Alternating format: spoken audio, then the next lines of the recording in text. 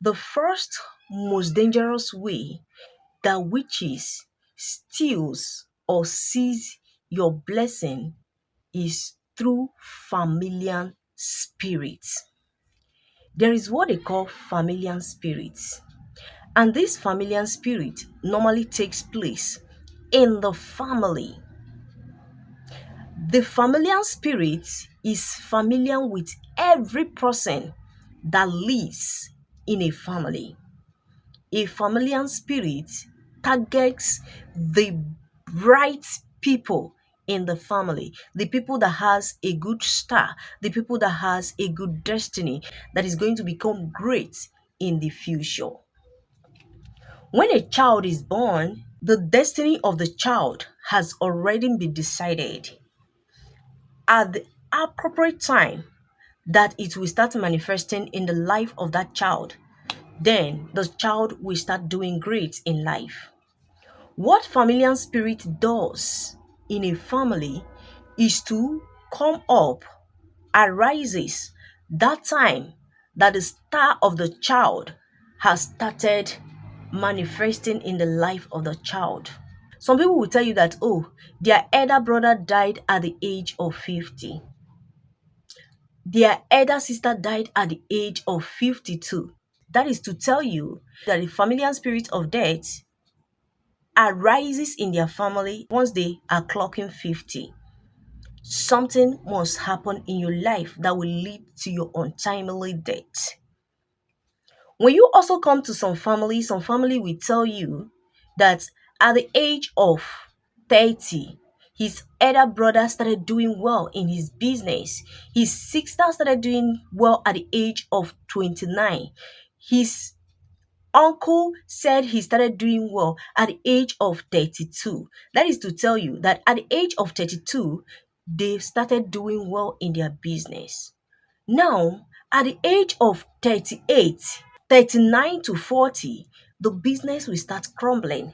Things will fall apart in the life of that person. And when you look into it, almost every members of the family is experiencing the same thing. That is what they call family pattern. And the spirit that is in charge of family pattern is a familiar spirit. That spirit is familiar with every members of your family. Familiar spirit is different from monitoring spirit. It's better you deal with monitoring spirit, because monitoring spirit deals with information they get from you. They can only attack you, destroy you, when they get the rightful information about you. Without the rightful information, the monitoring spirit cannot do anything to you. But familiar spirits don't need to get that information from anybody. And one thing about familiar spirit, this spirit is older than your blood. When I mean that familiar spirit is older than your blood, this spirit is in your family before you were born.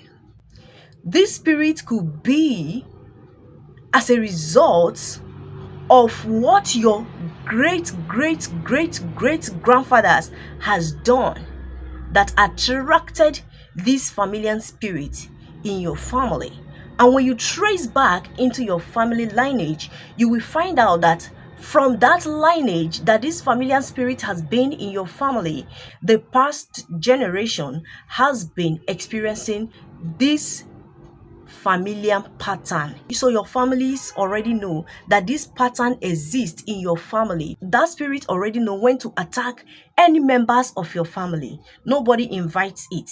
It invites itself because it's already in that family, even right before you were born in that family. How did familiar spirit comes about? Sometimes through idol worshipping. The promises your great great great great grandfathers has made on an altar, that they will sacrifice this or that. When that deity altar prosper their children, they will always do this. At the age of this, let their children prosper. But at the age of that, their children will start prospering.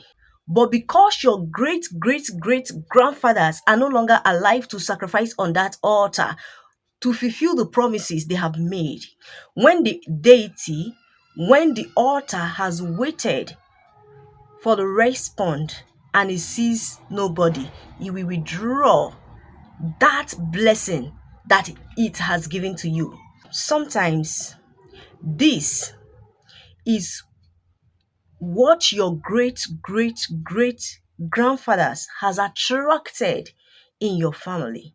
Maybe they wronged someone and the person out of anger and the person out of frustration laid a cost on your family, depending on what your great great great grandfather did to that person. That curse the person laid on your family is now working against your family. Even when the person that laid that curse is dead, you see that curse will still be working in your family because that curse has becomes an altar in your family's spiritual gates. As long as that curse has formed an altar in your family's spiritual gate, that altar will be working against your family. One thing about familiar spirit does not work to please itself, rather, it works to please the master. So, if it's as a result of a deity that your ancestor has served and promised the deity, bless my child from this age, and at a particular time of this age, I will make a sacrifice of this. Because you have failed to return that sacrifice, you said you go and give to that deity will withdraw every blessing he has given to you, and you will go back to square one. Now, if it's somebody that laid a curse on you and that curse is working against you, that familiar spirit works to please its master, not itself. Even when the master is dead, the curse will still be working against your family. How do you break this kind of a familiar spirit? If your family has wronged someone and someone placed a curse on your family and that curse is now working against your family, at a particular stages of every child in that family, that curse will rise and start working against that child. The first thing you do is to make inquiry. Visit your home.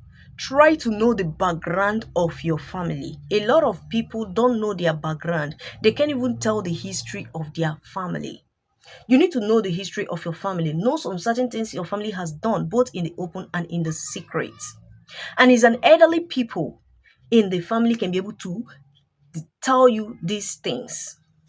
If there is anything they have done in the secret that is causing such thing in your family, you visit the family that your family have wronged and asked for forgiveness. This is very easy. When you ask for forgiveness and that family forgives you, renounce what they have done against you on behalf of the person that laid this curse on you, that curse will automatically be broken and you guys will be free from it. If your family has, bring in a deity, presented their family on a deity, made some promises on that deity that the deity should bless their children at a particular age, they will come and offer something on that deity. Try and find out about it.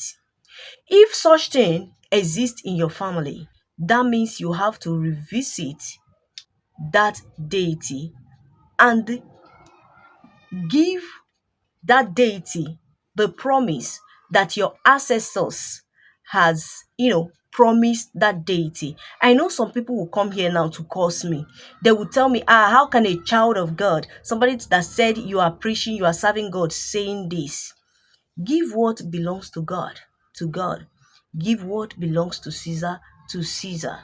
When God and his disciples was going and the tax collector met Jesus, Jesus did not say, oh no, I'm not going to pay my tax because he is preaching the word of God, because he did not believe in it. But he said to them, cast the hook in the water. The first fish you will bring, get it out. Get the fish, open the stomach, Bring the thing you see there, the head of the person that is there, give it to them. And they cast the hook in the water. They catch the first fish, open the belly, and get that money and paid for their tax.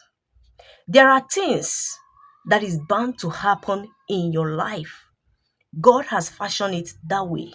It is never your will for it to take place. It is never your will for it to happen, but it happened. It took place.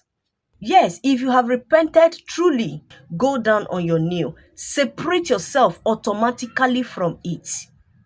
And there are processes that it takes to break out of this kind of a covenant.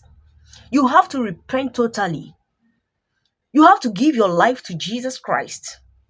And not just giving your life to Jesus Christ, you also need to go consistently 3, 4, 5 months fasting and prayer. And after which, you will make a sacrifice. That sacrifice could be on the altar of God. Decreeing, let this altar of God rise on you and defeat every other altar that is working against you, because that deity is an altar that is working against the blessings of God in your life. And most times, even after giving your life to Jesus Christ, you see those gifts that that deity gave to you, you will lose it all. You will start afresh for God to bless you. And not just, sowing a seed, making a sacrifice on the altar of God, you also need to change your name. When I mean changing your name, your surname, that connects you with your ancestors. Let me say, for instance, when you come to your family, all your family, they are answering a particular name that whenever you enter into that family, you mention the name, everybody knows that family with that name. That is the name that everybody in that family is answering. You have to change your name from that name, and you rename your name another name, like Abraham. Abraham was answering Abraham. And when he encountered Jesus, he changed his name to Abraham. Sarah was answering Sarah. And once he met Jesus, she changed her name to Sarah. So there are a lot of people that have changed their names in the Bible because of some certain circumstances that is following them. So you need to change your name. You will no longer be answering that which your family is answering, that which they have known your family with. So that when that familiar spirit from that deity is locating your family, your name will be different from the name of other people. With that familiar spirit from that deity, that familiar spirit from that altar will not be able to stop your blessings. The blessings that you will start receiving when you have given your life to Jesus Christ. Because everything that that deity gave to you, he will collect to the last drop of it. If you are willing to lose everything, then go on your new and follow the second process. But if you are not willing to lose everything that you have gained from that deity, go and give what belongs to Caesar and move on with your life. Number 2 is sex to different set of people. A lot of people has been caged through this. A lot of people, their blessings has been seized, has been hijacked, has been stolen through this means. And when this thing is going to happen to you, you may not sense it coming because you are the type that you have been sleeping with different person, but you've not really experienced this. So the day this will come to you, you may not see it coming. So it could be that the lady is possessed or the man is possessed. It could be that the lady is on a mission and or the woman is on a mission to destroy men that she goes intimate with, or the man is on a mission to destroy any lady that she goes intimate with. When you meet this kind of person, this person will seize and steal your blessing. Most times, they will not only steal your blessings, They will not only steal the good things that are coming to you, they will not only render you useless, they will not only cause the good things that is already happening in your life to drop, but they will also project sicknesses and diseases in your body. Have you ever asked, where do people get moving objects? You get moving objects through two process. One is through sex, and the other is through the projections of the witches. They could project it in you, and it will look like something hits you. And once that thing hits you, you will look around, you do not see anything. But before you know it, you will start experiencing moving object in your body. You can also get it through dream. You may dream that something entered your body. Snake entered your body.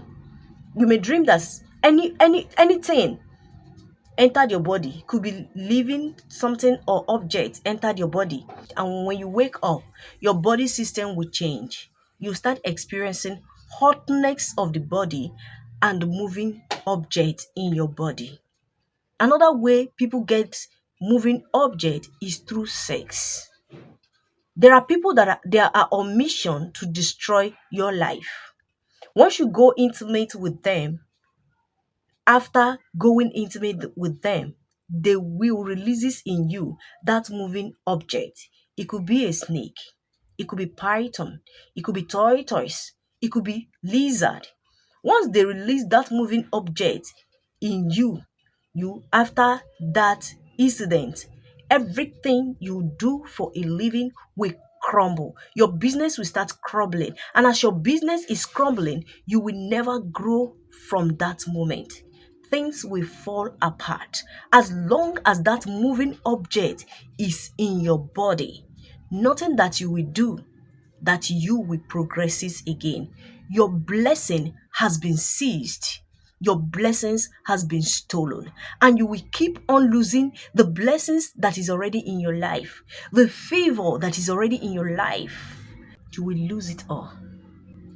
Your business will crumble to the ground, yet the moving object is still in you. How do you go about this?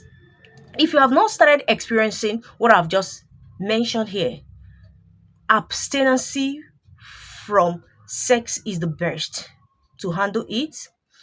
Then, if you are due for marriage, you go and get married. Monitor your dream life. Know when anything enter your body. Once anything enter your body, you dream that something entered your body, go to the Lord in prayer bucket, because it is spiritual. It takes God to remove that which is also spiritual. When you are somewhere, something hits you, like something entered your body, you feel it, but you look around, you do not see anything. That also is the projections of the enemies. Don't keep silent. Go down on your knee and pray to God. If you have a spiritual father, contact your spiritual father to guide you. And once your spiritual father guide you on the prayers to do, there are some certain things he will even give you to bathe with. Once you use those things to bathe, that moving object will leave and you'll be free. And once you are free from that living moving object, your business will start doing well again. Your blessing that they have stolen, they have seized, they will release it, and you will start doing well in your blessings again. These are two dangerous ways that witches uses to seize or steal your blessings.